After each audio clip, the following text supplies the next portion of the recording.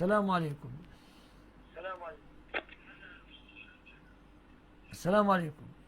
عليكم السلام ورحمة الله وبركاته. تفضل، الله يبارك فيك. بارك الله فيك يا كريم. السؤال يا أختي. لو سمحت يا أستاذ، دلوقتي وقع عليا ضرر من زوجي. ها. آه آه أنا مش عارفة ينفع أقول الكلام ولا ما ينفعش. لا، هو إذا كان بس وقع ضرر شديد، أقول اللي حصل ولا ينفع لا، أقول؟ كلمي على الهاتف الخاص أفضل، أو أي صالح من بلدكم كلموه في المسألة. طيب ممكن. نعم. أي رجل صالح من بلدتكم يتدخل للإصلاح يعرض عليه والله مشكلتي. الشيخ اللي سألته النهاردة قال أفتاني أسأل حضرتك. خلاص، تسأليني على الهاتف الخاص حتى لا نشرح في الأزواج. أنا مش عارفة فين التليفون. 01000 5 3 3 3 8 3. 01005. 3 3 8 3. جزاكم الله خير. وياكم. بارك الله فيك يا عمران. السلام عليكم. السلام عليكم. وعليكم السلام ورحمة الله وبركاته. خلاص يا عبد الرحمن محمود عبد المحسن وصلت رسالته. تفضل. من فضل حضرتك يا شيخ، أنا كنت عاوزة أسأل حضرتك كيف كان النبي صلى الله عليه وسلم يحزن؟ يحزن؟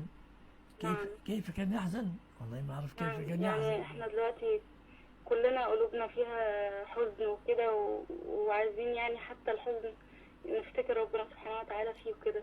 الحزن ليس بمطلب يا أختي، ما فيش أي آية في القرآن اسمها احزن. لا بل لكل الآيات دعك من هذا التباؤس. حزن. ما في آية في القرآن فيها أمر بأن نحزن، بل كل لا تحزن عليهم لا يحزنك كفر، أقصد يعني لا كان تخافوا ولا تحزنوا أعوذ بك من الهم والحزن. ما في آية في القرآن أبدا تحسنا أننا نحزن يا أختي.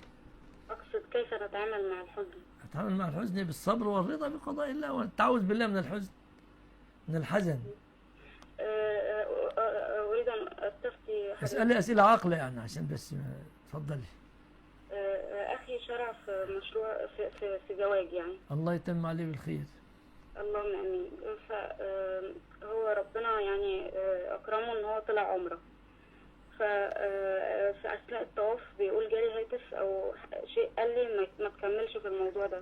هل هو ياخذ بالكلام ده او يعني الشيطان قال له لا تكمل عمره خلاص روح يمشي؟ لا لا لا لا، هو مشروع الزواج قال له يتوقف عن مشروع الزواج ده. الهاتف ده منين ده يعني؟ منين؟ يعني هو جاله في من اللي يعني قال هو ان هذا بيقول الهاتف من الله؟ يعني من الذي قال ان هذا الهاتف من الله؟ ما يكون هاتف من الشيطان، ما المانع؟ اثناء الطواف ممكن يكون من الشيطان. طبعا طبعا. عن هفه جات له من الشيطان وهو يطوف قال له ما تتجوزش، يروح يلغي الزواج. النبي يقول تناكحوا فاني يعني مكاثر يشرع في الزواج بكم. كما هو. اذا كانت البنت صالحه.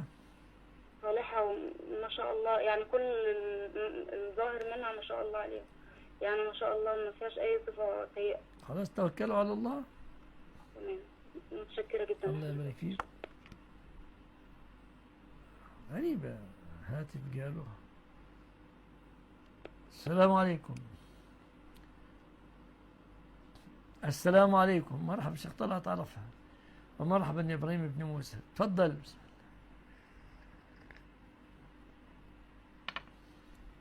السلام عليكم. السلام عليكم. وعليكم السلام. وعليكم. وعليكم السلام ورحمة الله وبركاته. ازيك يا سيدنا؟ الحمد لله. الله يحفظك. لو سمحت يا سيدنا، احنا الحمد لله أسرة ملتزمة بحفظ القرآن الحمد لله، اللهم لك الحمد. لكن أولادنا يا سيدنا الجيل الصغير بيتعبونا جدا فوق ما تتصور سيدنا في الحفظ. يعني مش عايز أقول لحضرتك أكن احنا اللي بنحفظ، التسميع والمراجعة والكلام ده كله أطفال صغيرين، يعني طبعا احنا بندخلهم الأزهر والكلام ده كله عايزين نحافظ بحيث الأطفال تحفظ زي ما احنا حفظنا. كم سنة عمر؟ فمش عارف تنصحني بيها يا سيدنا.